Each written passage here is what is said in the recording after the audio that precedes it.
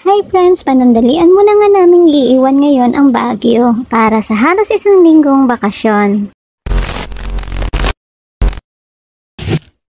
Mabuti na lang talaga paglabas namin kanina sa gate, nakasakay agad kami ng taxi. So, sobrang hirap nga kasi sumakay doon sa amin. Minsan inaabot talaga kami ng 2 hours. Habang nasa taxi nga, nakatulog pala ako kaya hindi ko nga nakita itong favorite place ko dito sa Baguio, yung Children's Park. Maaga nga kasi kaming umalis kaya antok na antok talaga ako. Pero si nanay kahit inaantok hindi talaga natulog, baka kasi mabitawan niya ako pag siya nakatulog. Maya-maya nga nandito na rin kami sa aming destinasyon sa Victory Liner Terminal. Alam nyo ba, sa kabutihan ng Diyos, hindi na kami nakapasok ng terminal kasi pagbaba namin ng taxi, merong bus na paalis at pinasakay na rin kami agad. Fast forward, after 2 hours, nandito na kami sa Season Pangasinan. Dito nga yung bus stop kaya bumaba muna kami para nga makaihi muna si tatay at nanay. Pagkatapos kumain muna kami saglit dahil hindi pa nga kami nagbe-breakfast. Pagkatapos nga bumalik na kami ulit sa bus. Salamat sa Diyos, after 4 hours nakarating na nga kami sa Cubao. Sinundo na rin nga kami agad nila lolo at lola.